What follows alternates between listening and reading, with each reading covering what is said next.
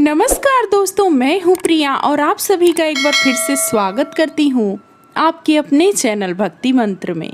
दोस्तों, जनेऊ का नाम सुनते ही सबसे पहले जो चीज़ मन में आती है वो है धागा। दूसरी चीज़ है ब्राह्मण। जनेऊ का संबंध क्या सिर्फ ब्राह्मण से होता है? ये जनेऊ पहनते क्यों है? क्या इसका कोई लाभ होता है? तो चलिए आज हम जानते हैं कि जनेऊ क्यों धारण किया जाता है, इसके क्या नियम होते हैं, क्या लाभ होता है और वैज्ञानिक दृष्टि से इसका कितना महत्व है। दोस्तों, जनेऊ को उपवीत, यज्ञ सूत्र, व्रत बंध, बल बंध, मोनी बंध और ब्रह्म सूत्र के नाम से भी जाना जाता है। हिंदू धर्म में वैसे तो 24 संस्कार हैं, लेकिन आजकल 16 संस्कारों का ही महत्व है और वही प्रधान है। और 16 संस्कारों में से एक होता है उपनयन संस्कार, जिसके बारे में आज हम बात करने वाले हैं। दोस्तों, उपनयन संस्कार के अंतर्गत ही जनेऊ पहना जाता है, जिसे यज्ञोपवीत धारण करने वाले व्यक्ति को सभी नियमों का पालन करना अनिवार्य होता है। दोस्तों, उपनयन का शाब्दिक अर्थ होता है सन्निकट ले जाना और उपनयन संस्कार का अर्थ होता है ब्रह्म और ईश्वर और ज्ञान के पास ले जाना। हिंदू धर्म में प्रत्येक हिंदू का कर्तव्य होता है जनेऊ पहनना और उसके नियमों का पालन करना।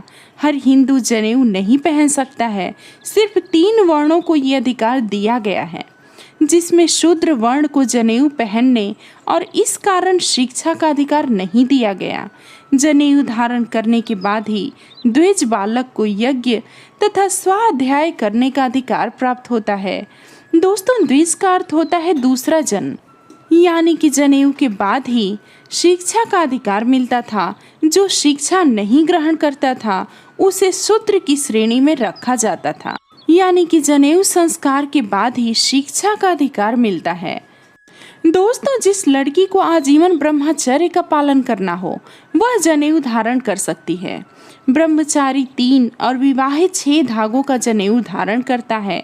यज्ञोपवीत के 6 धागों में से 3 धागे स्वयं के और 3 धागे पत्नी के बतलाए गए हैं। जनेऊ में 3 सूत्र त्रिमूर्ति ब्रह्मा, विष्णु और महेश का प्रतीक है। देव ऋण, पितृ ऋण और ऋषि ऋण का प्रतीक है। सत्व, रज और तम के प्रतीक हैं। साथ ही ये 3 सूत्र गायत्री मंत्र के 3 चरणों के प्रतीक हैं। 3 आश्रमों के प्रतीक भी हैं। जनेऊ के एक एक तार में 3-3 तार होते हैं, यानी कि कुल तारों की संख्या 9 होती है। इनमें 1 मुख, 2 नासिका, 2 आँख, 2 कान, मल और मूत्र के 2, सभी को मिलाकर कुल 9 होते हैं। यानी कि इसका मतलब होता है हम मुख से अच्छा बोलें और खाएं, आँखों से अच्छा देखें, कानों से अच्छा सुने। जनेऊ में 5 गांठ लगाई जाती है। इसे प्रवर कहते हैं, जो ब्रह्म, धर्म, अर्थ, काम और मोक्ष का प्रतीक है। ये 5 यज्ञों, 5 ज्ञानेंद्रियों और 5 कर्मों के भी प्रतीक हैं। प्रवर की संख्या 1, 3 और 5 होती है।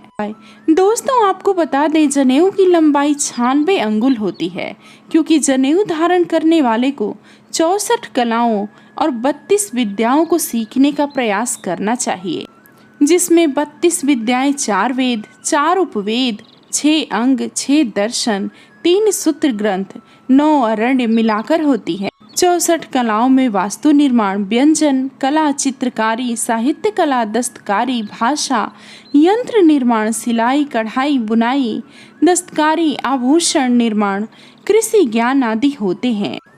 दोस्तों, चलिए अब हम जानते हैं कि जनेऊ धारण करने के क्या लाभ होते हैं।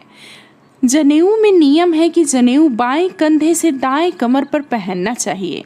मल मूत्र विसर्जन के दौरान जनेऊ को दाहिने कान पर चढ़ा लेते हैं और हाथ को अच्छे से साफ करके ही उतारते हैं। इसका मूल भाव ये होता है कि जनेऊ कमर से ऊंचा हो जाए और अपवित्र न हो, और ये बहुत ही अनिवार्य होता है। इसका मतलब ये हुआ कि जनेऊ पहनने वाला व्यक्ति ये ध्यान रखता है कि मल मूत्र करने के बाद खुद को साफ करना है और इससे उसको इन्फेक्शन का खतरा कम हो जाता है।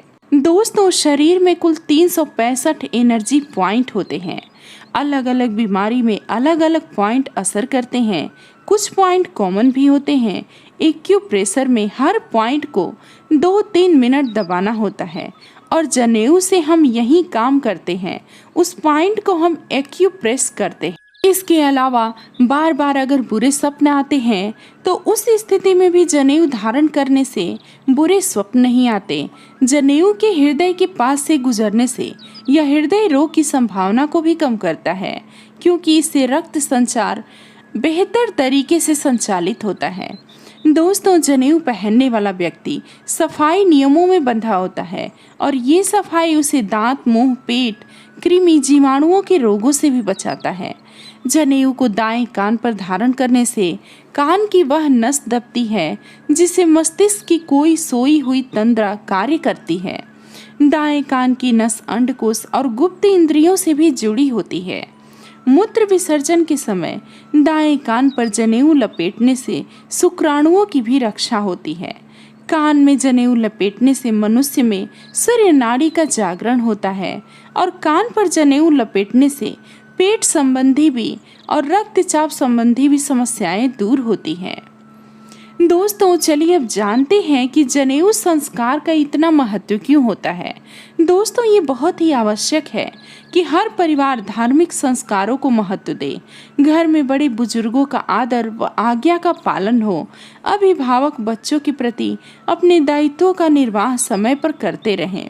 धर्म के अनुसार आचरण करने में सदाचार, सद्बुद्धि, नीति, मर्यादा, सही गलत का ज्ञान प्राप्त होता है और घर में सुख शांति कायम रहती है। दोस्तों, जनेऊ यानी दूसरा जन्म पहले माता के गर्भ से दूसरा धर्म में प्रवेश से माना गया है। उपनयन यानी ज्ञान के नेत्रों का प्राप्त होना, यज्ञोपवीत यानी यज्ञ हवन करने का अधिकार प्राप्त होना। जनेऊ धारण करने से पूर्व जन्मों के बुरे कर्म नष्ट हो जाते हैं। जनेऊ धारण करने से आयु, बल और बुद्धि में वृद्धि होती है। इसके साथ ही अगर आप जनेऊ धारण करते हैं तो उससे शुद्ध चरित्र और जब तब व्रत की प्रेरणा मिलती है। जनेऊ से नैतिकता एवं मानवता के पुण्य कर्तव्यों को पूर्ण करने का आत्मबल भी मिलता है। इसके साथ ही जनेऊ के 3 धागे माता पिता की सेवा और गुरु भक्ति का कर्तव्य बोध कराता है। अगर कोई व्यक्ति यज्ञोपवीत संस्कार किए बिना कोई भी विद्या प्राप्ति करता है, पूजा पाठ करता है या कोई भी धर्म अनुष्ठान करता है, वो सब निरर्थक हो जाते हैं। जनेऊ के 3 धागों में 9 गांठें होती हैं, जिसे जनेऊ पहनने से 9 ग्रह प्रसन्न रहते हैं।